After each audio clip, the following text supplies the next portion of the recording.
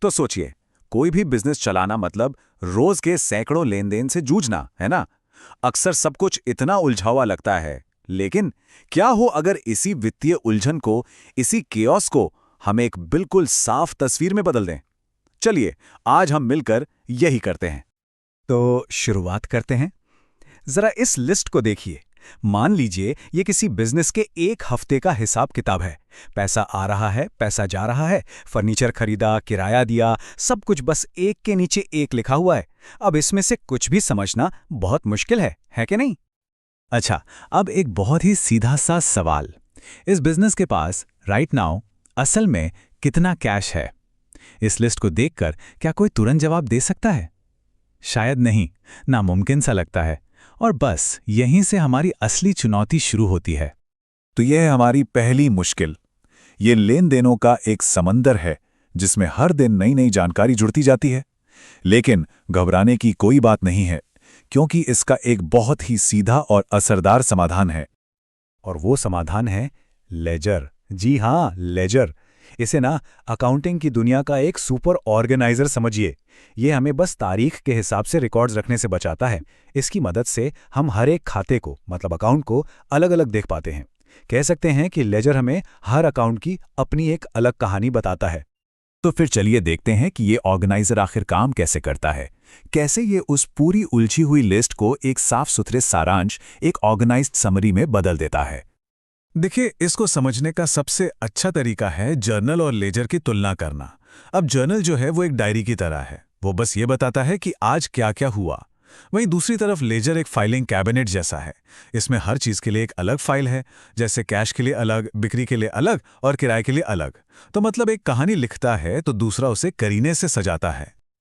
अब लेजर का जो दिल है, जो सबसे जरूरी हिस्सा है, वो है टी अकाउंट। नाम से ही पता चलता है, ये एक टी शेप का ढांचा है तो बड़ा सरल, लेकिन इतना काम का है कि इसी से हर खाता व्यवस्थित होता है। चलिए जरा इसे और करीब से देखते हैं। तो हर टी अकाउंट के दो साइड्स होते हैं।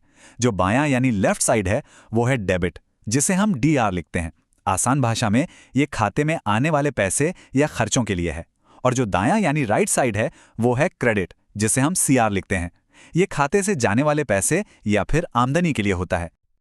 और ये देखिए, ये कुछ ऐसा लिखता है, एक सिंपल सा टी शेप, जिसके दोनों तरफ आपको तारीख, विवरण और रकम के लिए कॉलम दिखेंगे। हर लेजर अकाउंट, चाहे वो कैश का हो, सेल्स का हो या फर्नीचर का, सब इसी फॉर्मेट का इस्तेमाल करते हैं। ठीक है, तो अब हम फॉर्मेट तो समझ गए। अब अगला कदम क्या है? अगला कदम है जानकारी को जर्नल से उठाकर लेजर में लाना। और अकाउंटिंग की भाषा में इसी प्रोसेस को पोस्टिंग कहते हैं। और यकीन मानिए, ये किसी कला से कम नहीं है। इसको समझने के लिए एक उदाहरण लेते हैं।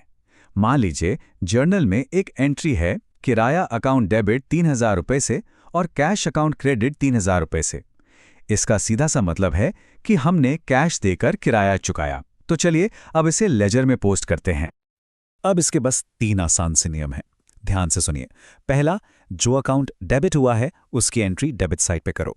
दूसरा, जो अकाउंट क्रेडिट हुआ है उसकी एंट्री क्रेडिट साइड पे करो। और तीसरा, जो कि बहुत जरूरी है, विवरण वाले कॉलम में हमेशा दूसरे वाले अकाउंट का नाम लिखो। इससे क्या होता है? इससे हमें पता रहता है कि यह लेन देन हुआ किसके साथ। तो अपने उदाहरण पर वापस आते हैं। किराया अकाउंट डेबिट हुआ था, है ना? तो हम किराया अकाउंट के टी अकाउंट में जाएंगे और उसके डेबिट साइड यानी लेफ्ट साइड पर लिखेंगे 3000 रुपए। और विवरण में क्या लिखेंगे? हम लिखेंगे टू कैश अकाउंट यानी कैश खाते से। अब कहानी का दूसरा हिस्सा, कैश अकाउंट क्रेडिट हुआ था, तो अब हम कैश के टी अकाउंट में जाएंगे और उसके क्रेडिट साइड यानी राइट साइड पर लिखेंगे 3000 रुपए। और इस बार विवरण में लिखेंगे बाय रेंट अकाउंट यानी किराया खाते द्वारा। देखा, एक ही एंट्री दो जगहों पर गई। और बस इसी को डबल एंट्री सिस्टम कहते हैं। तो मान लीजिए कि हमने पूरे महीने के लेन देन इसी तरह से पोस्ट कर लिए हैं। अब वक्त आ गया है उस सवाल का जवाब ढूंढने का जो हमने बिल्कुल शुरू में पूछा था। वो सवाल था, आखिर हर खाते का अंतिम बैलेंस क्या है? ये देखिए, ये रहा एक भरा हुआ कैश अकाउंट। इसमें पूरे महीने की एंट्रीज हैं। बाईं तरफ यानी डेबिट साइड पर वो सारा पैसा है जो आया, और दाईं तरफ क्रेडिट साइड पर वो सारा पैसा जो गया। अब हमें इसका बैलेंस निकालना है। पहला कदम है दोनों साइड का टोटल करना। चलिए पहले डेबिट साइड का टोटल करते हैं। तो इसका कुल जोड़ है 1,27,000 रुपए। ये वो सारा पैसा है जो इस महीने बिजनेस के पास आया। अब क्रेडिट साइड का टोटल देखते हैं। ये है 16,000 रुपए। ये वो कुल पैसा है जो बिजनेस से बाहर गया। अब साफ दिख रहा है कि दोनों साइड्स बराबर नहीं हैं। तो अब क्या करें? यहीं पर एंट्री होती है बैलेंस सीडी की। सीडी का मतलब है कैरीड डाउन। ये और कुछ नहीं, बस दोनों साइड्स के टोटल का फर्क है, और इसे हम हमेशा उस साइड पर लिखते हैं जिसका टोटल कम है। क्यों? ताकि दोनों साइड्स का टोटल बराबर हो जाए। तो हमारे कैश अकाउंट के केस में 1,27,000 और 16,000 का फर्क कितना हुआ? 1,11,000 रुपए। और यही है हमारा क्लोजिंग कैश बैलेंस। ये वही जवाब है जो हम शुरू से ढूंढ रहे थे। और हाँ, बस एक आखिरी छोटा सा कदम। इस महीने का जो ये क्लोजिंग बैलेंस है ना, यही अगले महीने का ओपनिंग बैलेंस बनता है। इसे हम कहते हैं बैलेंस बीडी या ब्रॉड डाउन, और इसे हमेशा दूसरी साइड पर लिखा जाता है ताकि अगला महीना एक साफ शुरुआत कर सके। तो देखा कैसे लेजर ने सारी उलझन को सुलझाकर एक साफ तस्वीर हमारे सामने रख दी। लेकिन ये कहानी का अंत नहीं है, बल्कि ये तो एक नई शुरुआत है। तो आज की बातचीत से क्या बातें साफ हुईं? पहली बात, लेजर जो है वो अकाउंटिंग क्लासिफिकेशन की रीढ़ की हड्डी है। दूसरी, हर जर्नल एंट्री कम से कम 2 लेजर अकाउंट्स पर असर डालती है। तीसरी बात, बैलेंसिंग से ही हमें हर अकाउंट का असली क्लोजिंग अमाउंट पता चलता है।